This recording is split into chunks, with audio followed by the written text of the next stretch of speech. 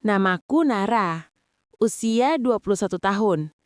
Mahasiswi perantauan yang hidup sendirian di sebuah rumah kontrakan kecil yang letaknya sekitar 13 menit dari kampus. Rumah ini tidak terlalu besar, hanya ada ruang tamu kecil, satu kamar tidur, kamar mandi sempit, dan dapur mungil yang sering bocor saat hujan. Tapi, sejak aku pindah ke sini 6 bulan lalu, aku merasa cukup nyaman. Seenggaknya, itu yang selalu kupikirkan sebelum semuanya berubah dalam beberapa hari terakhir. Semuanya mulai dari hal-hal kecil. Mug yang biasanya kubiarkan di dekat wastafel, tiba-tiba ada di meja TV. Bantal kursi yang biasanya kupakai untuk bersandar, tiba-tiba berantakan seolah ada yang duduk di sana. Lampu ruang tamu beberapa kali kutemukan menyala ketika aku yakin sudah mematikannya sebelum tidur. Bahkan, pernah sekali aku mendengar suara langkah dari dapur pada pukul 2 dini hari. Padahal, aku tinggal sendiri. Awalnya aku menertawakan diriku sendiri, menganggap ini hanya hasil dari jadwal kuliah dan tugas yang membuatku terlalu lelah. Mungkin aku lupa menaruh barang. Mungkin aku lupa mematikan lampu. Mungkin suara itu hanya tikus yang berkeliaran. Aku memaksa diriku percaya begitu. Sampai suatu sore, saat aku memutuskan membersihkan ruang tamu karena hari itu tidak ada kelas. Aku mulai dari merapikan sofa dan menyapu lantai, lalu mengangkat rak buku kecil di sisi kiri ruangan untuk menggeser karpet. Rak itu ringan karena hanya berisi beberapa buku bacaan, satu vas plastik, dan sebuah jam kecil. Namun ketika aku menarik rak itu menjauh dari dinding, terdengar suara kecil seperti klik halus dari balik panelnya. Aku mematung. Di belakang rak, tepat di pojok bawah dinding, ada benda kecil hitam berbentuk setengah persegi panjang. Aku menelan ludah, mengambil ponsel dan senter kecil dari sakuku. Kutundukkan wajah lebih dekat dan jantungku langsung turun ke perut. Itu kamera. Kamera kecil, berukuran sekitar 2 ruas jari. Terpasang rapi, menghadap tepat ke ruang tamu. Ke sofa, ke aku. Aku melirik sekeliling ruangan. Jendela tertutup, pintu terkunci. Tidak ada tanda-tanda orang masuk secara paksa. Tapi kamera ini jelas dipasang dengan sengaja. Pemilik kontrakan, pikirku keras-keras.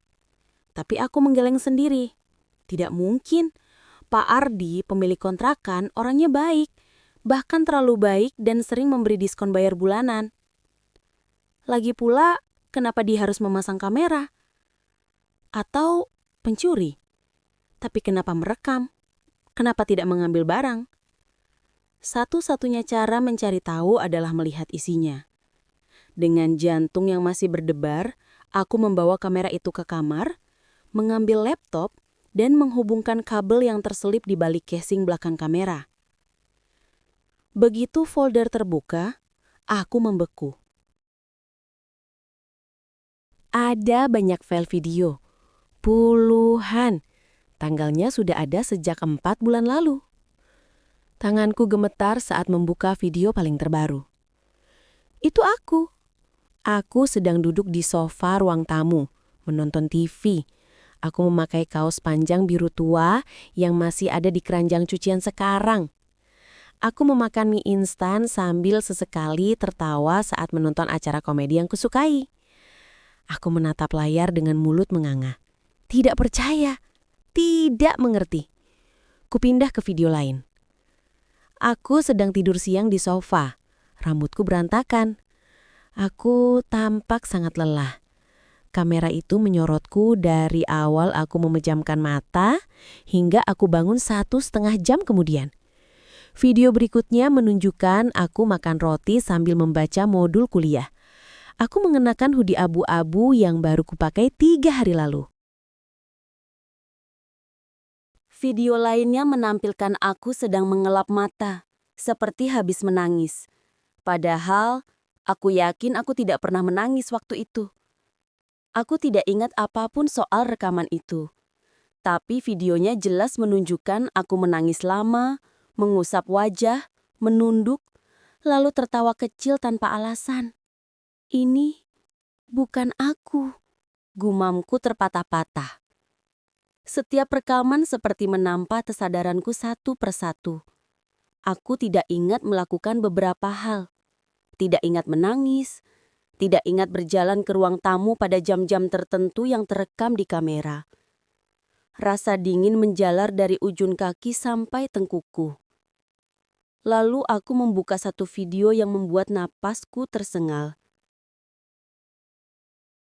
Dalam rekaman itu, aku sedang tidur di sofa. Tapi, ada seseorang berdiri di belakang sofa. Tidak sepenuhnya terlihat karena kamera hanya menangkap pinggir tubuhnya. Sebagian tubuhnya gelap, bayangannya panjang. Ia berdiri, menatapku tidur. 3 menit, 5 menit, 10 menit. Tidak bergerak. Seperti patung. Bayangan itu terlihat seperti manusia. Tapi entah kenapa rasanya ada sesuatu yang sangat tidak wajar dari bentuknya. Kepalanya sedikit miring, terlalu miring untuk posisi alami. Dan tubuhnya terlihat terlalu lurus. Seolah tidak bernapas. Aku mematikan video itu dengan cepat. Karena telapak tanganku basah dan jantungku seperti mau melompat keluar. Dengan gugup, aku membuka video lain. Dan kali ini membuatku hampir melempar laptop. Di video itu, aku sedang duduk di lantai, menatap kosong ke arah dinding, kedua tanganku bergerak sendiri. Pelan tapi pasti, memungut barang yang tidak terlihat dan memasukkannya ke dalam mulutku. Seperti menelan sesuatu yang tidak ada. Aku melakukan itu selama hampir 2 menit.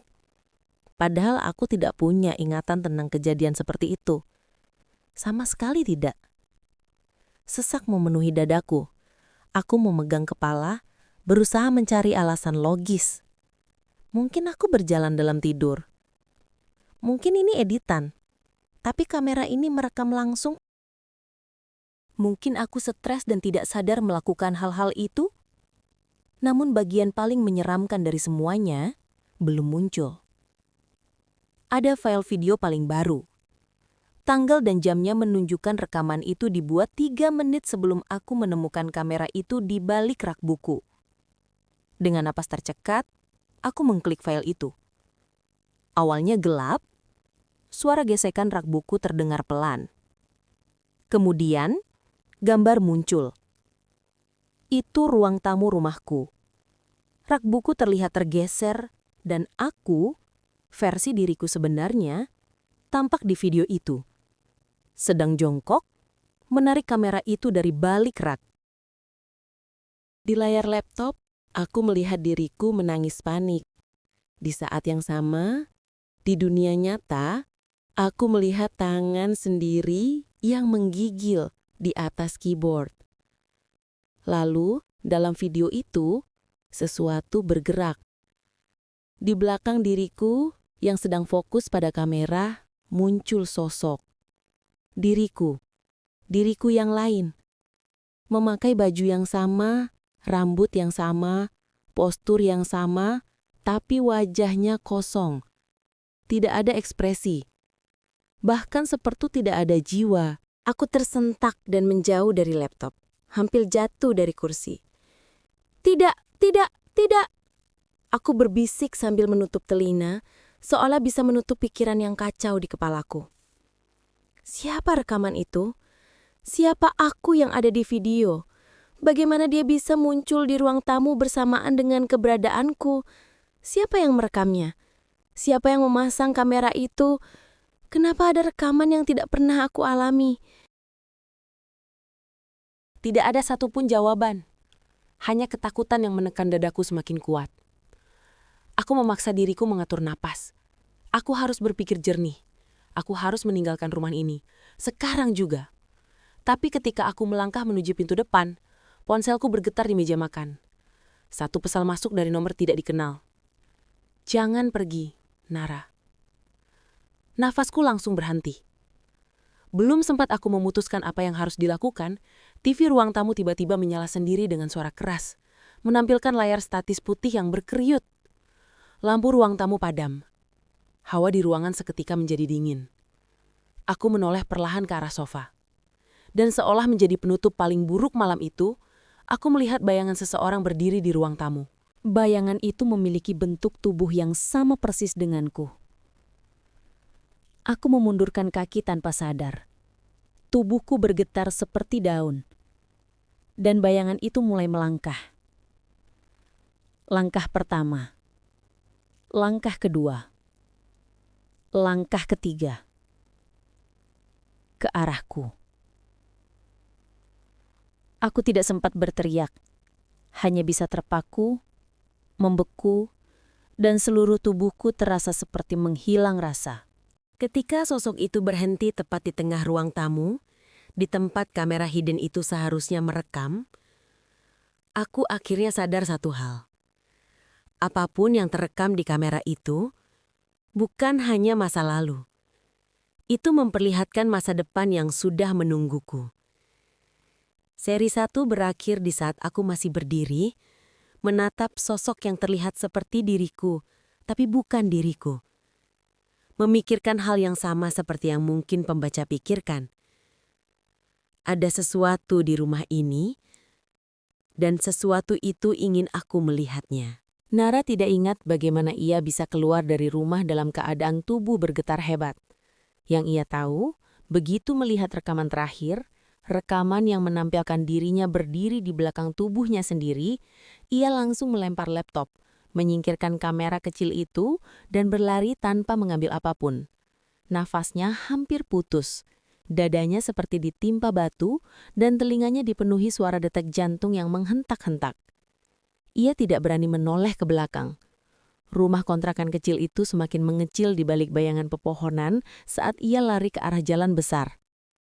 Meski sore belum benar-benar gelap, langit tampak muram seakan tahu ada sesuatu yang tidak normal sedang terjadi.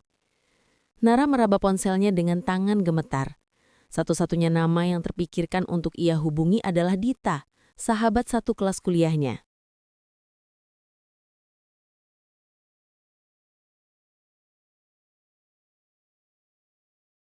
Dit, aku ke kos kamu sekarang. Aku nggak bisa pulang.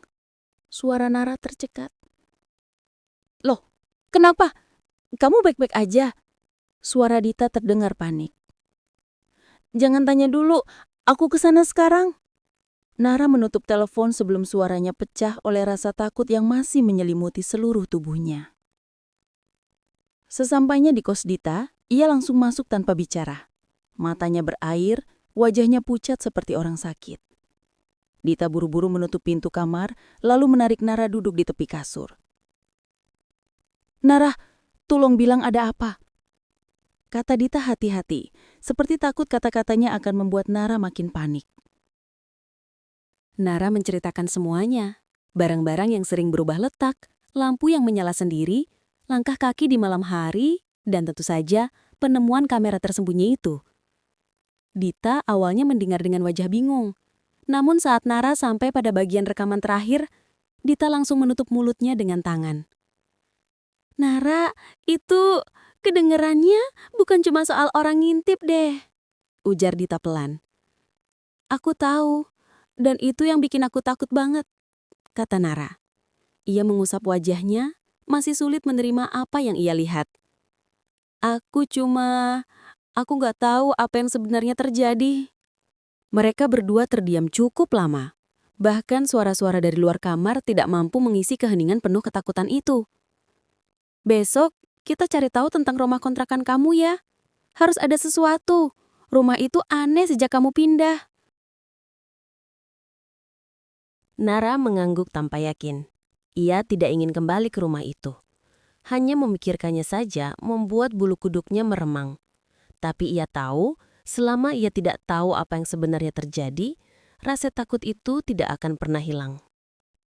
Keesokan harinya, setelah memastikan Nara cukup tenang untuk berjalan, Dita mengajaknya mengunjungi rumah kontrakan dari arah luar. Meski tidak masuk, mereka ingin mencari informasi dari tetangga sekitar. Rumah itu terletak di ujung gang kecil, dengan pagar besi yang agak berkarat dan dinding yang tampak seperti belum dicat ulang selama bertahun-tahun. Seorang ibu tua sedang menyapu halaman rumahnya tak jauh dari kontrakan itu. Dita menghampirinya lebih dulu, bertanya perlahan apakah beliau tahu siapa pemilik rumah tersebut. Ibu tua itu memandang Nara lama, seolah mengenali wajahnya. "Oh, kamu yang sekarang tinggal di situ." Nara menelan ludah. Iya, Bu." Ibu itu berhenti menyapu. Wajahnya berubah, seperti ragu ingin mengatakan sesuatu. Rumah itu lama kosong, mungkin hampir 5 tahun. Setelah pemiliknya, ya pergi begitu saja. "Pergi?" Dita bertanya. "Pergi kemana?" Ibu itu menggeleng pelan. "Tidak ada yang tahu. Orang bilang mereka pindah. Tapi barang-barang banyak yang masih tertinggal. Seperti pergi mendadak." Nara merasa jantungnya mencelos. "Ada juga kabar," lanjut si ibu dengan suara menurun, "bahwa anak laki-laki pemilik rumah itu punya gangguan." "Gangguan seperti apa?" Nara merasakan sesuatu menyusup ke tubuhnya. Dingin, tajam, dan tidak nyaman. Ia tidak merinding. Ia membeku. Nama anak itu Rian kalau tidak salah. Si ibu menambahkan. Dia sangat pandai masang alat-alat kecil. Itu yang orang-orang bilang. Nara mundur selangkah tanpa sadar. Dita langsung menggenggam lengan Nara. "Nar, kita harus ketemu pemilik rumahnya. Sekarang." Pemilik rumah, seorang pria usia 40 tahunan bernama Pak Wira, tinggal tidak jauh dari gang tersebut. Saat dipanggil, ia keluar dengan wajah agak gugup, mungkin karena bingung melihat dua gadis datang tiba-tiba dengan ekspresi tegang. "Kalian tamu dari mana?" tanya Pak Wira. "Saya penyewa rumah Bapak," kata Nara. "Saya Nara." Wajah Pak Wira langsung berubah. "Ayah, Nara? Ada apa? Rumahnya kenapa?" Nara ragu sejenak, lalu berkata, "Pak." Wajah Pak Wira tampak semakin pucat. Ia mempersilahkan mereka masuk ke teras. Kursi plastik yang ia berikan sedikit berdebu, tapi tidak ada dari mereka yang peduli. Pak Wira menarik napas panjang sebelum bicara. "Nara, sejujurnya saya sudah menduga ini mungkin terjadi lagi." Nara menegang. "Lagi?" Pak Wira terlihat menyesal namun juga takut. "Ada seseorang yang pernah tinggal di rumah itu diam-diam," katanya perlahan. "Sebelum kamu pindah." "Apa?" Dita dan Nara hampir bersamaan terkejut. "Namanya Rian, anak pemilik rumah zaman dulu." Nara menahan napas. "Dia bukan penghuni resmi," kata Pak Wira cepat. "Dan seharusnya dia tidak mungkin bisa masuk lagi. Saya sudah mengunci semua pintu cadangan dan jendela yang dulu pernah jadi jalannya." "Kenapa dia masuk dulu?" tanya Dita. Pak Wira menunduk. "Dia memang punya masalah, obsesi. Dia suka merekam orang. Bahkan setelah rumah itu ditinggalkan, dia kadang kembali dan tinggal tanpa sepengetahuan siapapun." Nara merasakan udara di sekelilingnya terasa semakin sempit. "Tapi setelah saya mengurus rumah itu, saya pastikan semua akses ditutup," ujar Pak Wira. "Saya sudah memastikan dia tak bisa kembali." Nara gemetar. "Kalau begitu, Bapak yakin dia tidak pernah masuk setelah saya tinggal di sana?" Pak Wira menggeleng mantap. "Tidak mungkin. Pasti tidak mungkin. Saya sendiri yang memeriksa semuanya sebelum menyerahkan rumah itu ke kamu." Dita memelototkan mata. Wajah Pak Wira langsung pucat pasi. Ia menatap Nara dengan sorot mata yang ketakutan. Kalau kameranya masih bisa merekam, ia berbisik lirih. Berarti ada seseorang yang sudah masuk ke rumah itu tanpa sepengetahuan kita semua. Nara merasa tubuhnya melemah. Ia memegang kepala, merasakan sensasi pusing yang datang tiba-tiba. Jika Rian benar masuk, bagaimana dia bisa masuk? Bagaimana dia menyembunyikan kamera itu tanpa meninggalkan jejak? Dan yang paling menakutkan, kenapa rekamannya menunjukkan hal-hal yang tidak pernah Nara alami? Apakah Rian hanya memotret dan memata-matai? Atau ada sesuatu yang lebih gelap daripada itu? Pak, Rian, dia sekarang di mana? Nara bertanya dengan suara serak. Pak Wira menggeleng pelan. Tidak ada yang tahu. Dia hilang. Sudah bertahun-tahun. Orang bilang dia pergi jauh. Ada yang bilang dia meninggal. Ada juga yang bilang dia masih kembali ke rumah itu sesekali. Untuk apa dia kembali? Tanya Dita dengan dahi berkerut. Pak Wira tidak langsung menjawab. Ia menelan ludah, lalu berkata pelan, seperti takut terdengar terlalu jelas. Untuk merekam. Nara merasakan punggungnya dingin. Ia memeluk diri. Pak Wira memandang Nara lama. Wajahnya berubah drastis. Bukan hanya takut, tapi seperti menyadari sesuatu yang lebih buruk dari dugaan awalnya. Apa suara laki-laki itu jelas? Ia bertanya. Nara menggeleng.